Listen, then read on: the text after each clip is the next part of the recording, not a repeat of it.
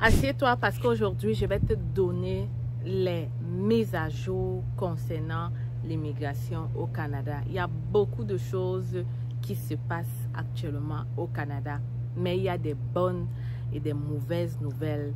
Donc, depuis le mois de juillet, à peu près, il y a beaucoup de changements au niveau de l'immigration du Canada. Je vais donc te recenser ça dans cette vidéo afin que tu puisses prendre les bonnes décisions par rapport à ton immigration au Canada. Reste donc scotché. Je te retrouve juste après le générique.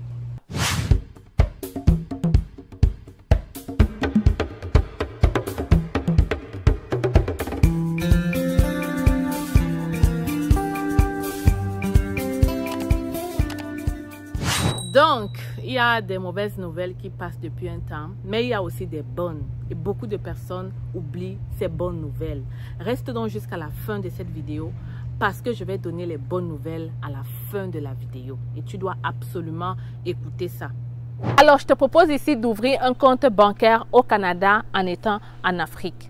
Deux conditions à remplir. Premièrement, il faut que tu aies ton approbation de visa ou encore que tu sois nouveau arrivant au Canada. Si tu remplis ces deux conditions, n'hésite pas à m'écrire par email pour que je te donne le formulaire. Si par contre, tu n'as pas encore ton approbation de visa, ce formulaire ne te servira à rien du tout. Ceci concerne donc uniquement ceux qui ont déjà le visa pour le Canada. Ouvrir un compte bancaire en étant à l'étranger te facilitera tes transactions. Tu pourras transférer tout ton argent vers ton nouveau compte ici au Canada. Desjardins, c'est une banque qu'on ne présente plus. Pour moi, en étant résidente permanente au Canada et immigrante depuis 10 ans, c'est la meilleure banque que tu puisses avoir au quotidien. Parce qu'elle est partout, dans les régions, dans la métropole. Donc, ça facilite vraiment la vie.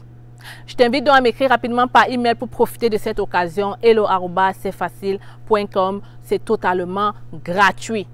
Alors, pour ceux qui ne me connaissent pas, je suis Stell Diffac. Je vis au Canada depuis déjà 10 ans. Je suis arrivée comme étudiante, aujourd'hui résidente. À travers ma chaîne, je permets à plusieurs personnes d'entrer au Canada, d'immigrer, que ce soit avec les études, le travail, la résidence et quoi que ce soit. À travers mes vidéos aussi, je te montre une intégration parfaite. Et bientôt, on va t'offrir un service d'intégration complète au Canada. Et on a aussi un événement qui s'en vient en décembre, Meet Up and Greet avec mes Canadiens. Vous me l'avez demandé, vous voulez me voir depuis longtemps. Moi aussi, je veux pouvoir vous toucher, vous saluer, vous ressentir, discuter avec vous. Donc, je vais organiser un événement en décembre. Je vais partager les informations bientôt. N'hésite donc pas à t'abonner pour ne pas manquer cela. Partage aussi cette vidéo pour que plusieurs personnes puissent comprendre ces nouveautés-là. Et puis, on se retrouve donc juste après. Sans plus tarder, donc, je vais te parler de ces changements-là. Je commence par les mauvaises nouvelles. Écoute très bien. La première mauvaise nouvelle, ça concerne les visiteurs. Le Canada a décidé de mettre fin à la politique d'intérêt public qui permettait à tous les visiteurs du Canada de pouvoir faire une demande de permis de travail étant dans le territoire. C'est-à-dire que les visiteurs pouvaient, une fois au Canada, trouver un employeur, signer un contrat de travail et faire leur demande de permis de travail fermé avec ces employeurs-là. Maintenant, il faut comprendre que ces visiteurs ont toujours le droit d'étudier tant que la formation est de 6 mois. Ok? De ce côté, rien n'a changé. Je répète, ces visiteurs peuvent toujours étudier si la formation est de 6 mois ou moins. La deuxième mauvaise nouvelle concerne le fait que le fédéral, le Québec, le provincial, quant à lui, a décidé d'arrêter complètement toute demande, toute nouvelle demande de permis de travail dans l'île de Montréal. Le projet va sortir bientôt un peu plus détaillé quant à les industries et tout ça, mais ça a été clair. Sur l'île de Montréal, le Québec ne veut plus que les employeurs fassent une demande de permis de travail fermé. Parce que pour eux, il y a assez de travailleurs dans cette zone-là. Plus besoin d'aller à l'international. Comprenez donc que ça concerne uniquement une partie. Ok? Ça ne concerne pas tout le Canada et ça ne concerne pas tout le Québec. Ça concerne uniquement cette partie. Je vais vous donner exactement quand ils vont sortir les noms des zones en question, mais ils ont dit l'île de Montréal. Mais c'est grand, ok? Alors, quand ils vont sortir ce projet, ils vont peut-être citer les villes vraies, je vais venir partager avec toi ici. Il faut bien comprendre aussi que ça ne veut pas dire qu'un employeur qui est situé, je ne sais pas moi, à Québec, dans les régions, ne pourra pas te faire venir. Ça ne veut pas dire que le permis de travail fermé est terminé au Canada.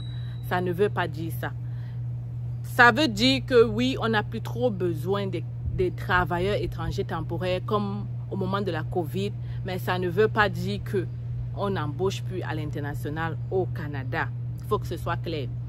L'autre mauvaise nouvelle, c'est que le Québec aussi a décidé qu'ils vont mettre un quota toujours dans cette zone-là pour les étudiants francophones, les étudiants étrangers. Ils vont mettre un quota. Ils vont peut-être dire que toi, collège tel, tu dois juste accueillir 10 personnes dorénavant. Toi, collège tel, tu dois juste accueillir 20 personnes dorénavant. Donc, voilà la nouvelle. Quand ils vont sortir la liste de ces écoles avec les quotas, je vais venir te partager ça ici. Raison de plus pourquoi tu dois t'abonner. Donc, vous comprenez aussi que ça ne veut pas dire qu'on ne va plus donner les visas étudiants au Canada. Comprenez que ça ne veut pas dire que la résidence temporaire n'est plus la façon d'entrer au Canada, surtout pas les étudiants, parce que les étudiants, ils l'ont dit dans le discours, ils en auront toujours besoin, puisque ce sont les étudiants, on compte sur ça pour développer ce pays. Maintenant, l'autre mauvaise nouvelle encore, c'est que ça c'était le Québec. Maintenant, le fédéral a décidé aussi de diminuer, le nombre de travailleurs étrangers temporaires dans le Canada. Ils ont décidé de diminuer ce nombre-là. Voilà, c'est tout. Combien on en veut, tout ça, ce n'est pas très clair. Ils ont juste dit qu'ils diminuent. Je vais maintenant passer à la bonne nouvelle. Et j'espère que tu t'es déjà abonné, que tu as partagé cette vidéo aussi. Maintenant, concernant la bonne nouvelle, donc, la première bonne nouvelle, ça concerne un nouveau programme pour les étudiants francophones. Sachez que le Canada a décidé de sortir un nouveau programme pour vous, pour les francophones qui vont aller étudier dans certains établissements précis. Vous seriez exempté de beaucoup de choses. Par exemple, vous pourriez maintenant immigrer avec votre famille. Vous seriez exempté du quota d'étudiants. Je crois aussi que même vous allez être exempté de la preuve de fonds qu'on demande souvent à tous les étudiants. Votre preuve ne sera plus aussi nombreuse, je crois. Ok? En tout cas, vous êtes exempté de beaucoup de choses. Ça fait que si vous avez l'admission dans les établissements en question, vous êtes vraiment exempté de beaucoup de choses. Et vraiment, ça va vous faciliter la vie et le fait d'arriver au Canada. Franchement. Donc, ça, c'était la bonne nouvelle. La deuxième bonne nouvelle aussi, c'est que le Canada est en train de tout faire pour attirer les francophones. Surtout dans les communautés francophones. Le Canada est en train de tout faire pour vous attirer de ce côté-là. Le ministre a sorti la nouvelle. Il y a certaines communautés, les noms ont été très bien cités. Ça se peut que je les mette ici ou ça se peut que je mette la vidéo, l'extrait de la vidéo du ministre ici. Vous allez aller écouter ça pour avoir ces zones francophones-là dont le Canada veut que va favoriser l'immigration des francophones de ce côté-là. Voilà, la bonne nouvelle aussi, c'est de ce côté-là. Comprenez donc qu'avec tout ça, vous comprenez, si vous êtes intelligent, que les francophones, vous êtes les bienvenus au Canada en ce moment. Pas seulement au Québec, au Canada. Alors, je te propose ici d'ouvrir un compte bancaire au Canada en étant en Afrique. Deux conditions à remplir. Premièrement, il faut que tu aies ton approbation de visa ou encore que tu sois nouveau arrivant au Canada. Si tu remplis ces deux conditions, n'hésite pas à m'écrire par email pour que je te donne le formulaire. Si par contre, tu n'as pas encore ton approbation de visa, ce formulaire ne te servira à rien du tout. Ceci concerne donc uniquement ceux qui ont déjà le visa pour le Canada. Ouvrir un compte bancaire en étant à l'étranger te facilitera tes transactions. Tu pourras transférer tout ton argent vers ton nouveau compte ici au Canada. Desjardins, c'est une banque qu'on ne présente plus. Pour moi, en étant résidente permanente au Canada et immigrante depuis 10 ans, c'est la meilleure banque que tu puisses avoir au quotidien. parce qu'elle est partout, dans les régions, dans la métropole. Donc, ça facilite vraiment la vie. Je t'invite donc à m'écrire rapidement par email pour profiter de cette occasion. hello@cfacile.com. C'est totalement gratuit. L'autre bonne nouvelle aussi, c'est que le Québec est en train de faire vraiment de très beaux projets de logement. Au Québec, ils sont en train de faire de très beaux projets de logement. Je vous invite à aller regarder les nouvelles pour en savoir plus là-dessus. Ce n'est pas vraiment mon sujet, donc je ne vais pas détailler. Mais ils sont en train de faire de très beaux projets de logement.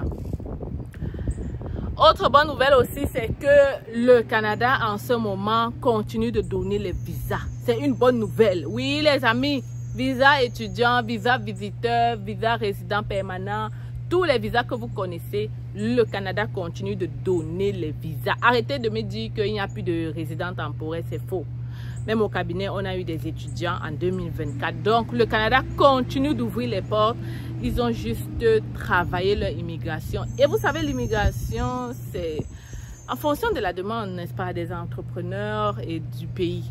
Donc, ne vous inquiétez pas. Tout ce que vous devez faire, c'est agir rapidement. Si vous voyez que vous avez le profil et que vous avez les moyens d'atterrir, ne réfléchissez plus trop. Lancez-vous avant que les portes ne se ferment de votre côté. Alors, je m'arrête ici. J'espère que tu as apprécié la vidéo. Je t'ai donné toutes les mises à jour en ce moment au Canada. À toi maintenant d'aller faire des recherches plus serrées, plus sérieuses là-dessus. N'oublie pas, je rappelle, j'espère que tu seras présent à l'événement que je compte organiser en décembre. Je vais donner la date très bientôt. Un meet and greet avec tous mes Canadiens. J'ai hâte de vous rencontrer. J'espère que vous aussi. Commencez déjà à vous préparer pour décembre. Ne me dites pas que je ne savais pas. On est encore en septembre et je vous dis déjà ça. Donc, on se retrouve là-bas, n'est-ce pas? Alors, je te propose ici d'ouvrir un compte bancaire au Canada en étant en Afrique.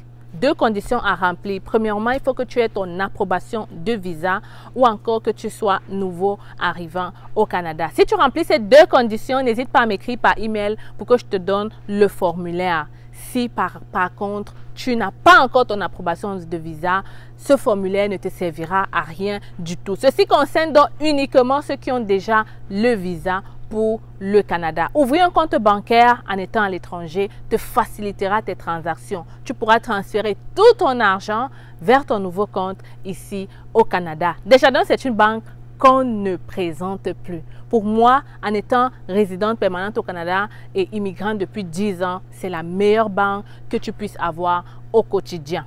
Parce qu'elle est partout, dans les régions, dans la métropole. Donc, ça facilite vraiment la vie. Je t'invite donc à m'écrire rapidement par email pour profiter de cette occasion. hello@cfacile.com. C'est totalement gratuit.